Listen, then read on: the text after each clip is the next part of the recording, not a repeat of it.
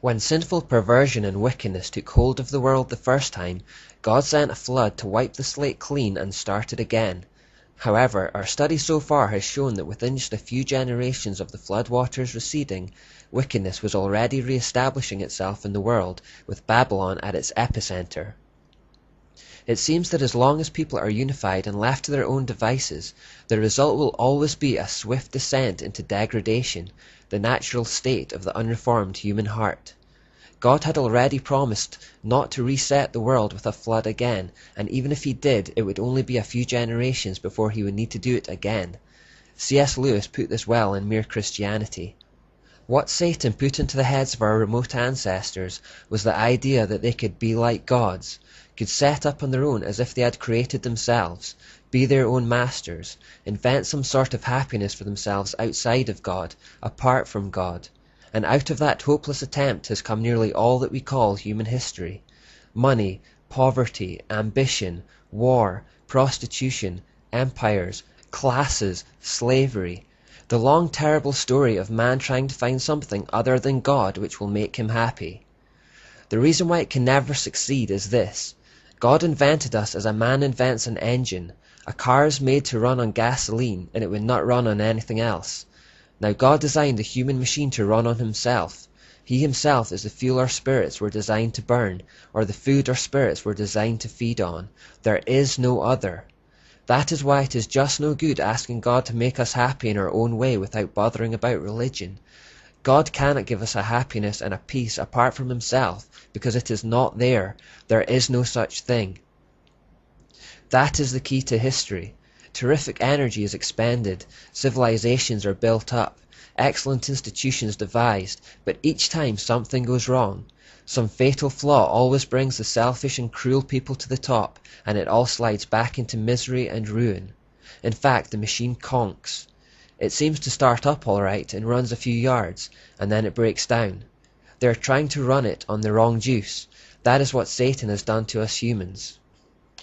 To solve this problem, instead of wiping everything out and starting again every few generations, God had a far more subtle but long-lasting solution. So long-lasting that it is only now, in the 21st century, that mankind is getting close to reversing it. He said, "Come, let's go down and confuse the people with different languages, then they won't be able to understand each other." The key to confounding the building of the Tower of Babel and the satanic agenda that it represented was to confuse their language, thus inhibiting them from working together.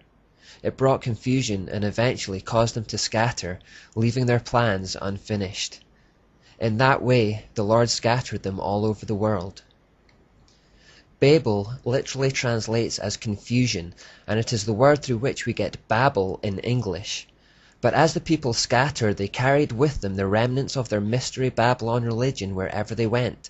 This religious system of muddled half-truths and inversions of the truth spread across the globe, and it formed the wellspring for all subsequent false religions and endless mythological systems. And this is where the story gets trickier to follow.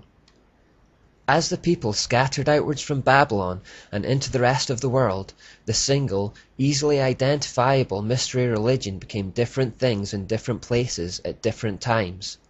Marduk or Nimrod, Astarte or Semiramis and Tammuz had already been given multiple names to represent different parts of their character, and had then developed into distinct personalities as legends and myths cropped up around them. These distinct personalities were then assigned to various aspects of daily living. There was the god of war, the god of the sea, the god of fertility, and the sun god, etc. Indeed, a god or goddess for just about everything. So we already had perhaps hundreds of gods. But because everyone now spoke a different language and they had moved to different regions around the world, these gods and goddesses assumed different names depending on the location. In Greece, Astarte became known as Aphrodite or Athena. In Egypt, she became Isis. In Canaan, she became Ishtar. In Ephesus, she became Diana. In Israel, she became Ashtoreth. The Phrygians knew her as Cybele. In Phoenicia, she is known as Europa. In Rome, she was known as Ceres and Venus. As the goddess of Thelema, she is Nuit, Tanuit, or Anuit. In India, she became Kali. So the gods multiplied and hundreds became thousands. It's estimated that there are around 5,000 different names altogether for the goddess stemming from Semiramis alone. As I read those names, some of them will have rang a bell while others will be more obscure. Names like Aphrodite and Venus are still widely known, others like Demeter and Cybele are now mostly unheard of. Or on the male side you will have heard of Apollo, Mars, Achilles or Poseidon, but may perhaps be less familiar with Nebo or Nabul. The names that are still well known tend to be the Greek or Roman forms, mainly because they had such great empires and as a result their mythologies were most widely spread, written about and preserved. So well preserved that they are still household names. There are shaving products named after Venus. We had a NASA rocket ship called Apollo. We've had movies like Troy starring Brad Pitt as Achilles, in which some of these muddled half-truth stories and legends of heroes are depicted. The name Europa has even become the name of a whole continent, but they all go back to just 3 people from Babylon: Nimrod, Semiramis, and Tammuz. You can see the common threads if you look for them. You will see recurring titles such as Queen of Heaven, the Great Mother, Mother Goddess, or even Mother Nature. You will see how it is just one woman under different names, and that she has existed in all cultures and civilizations throughout history.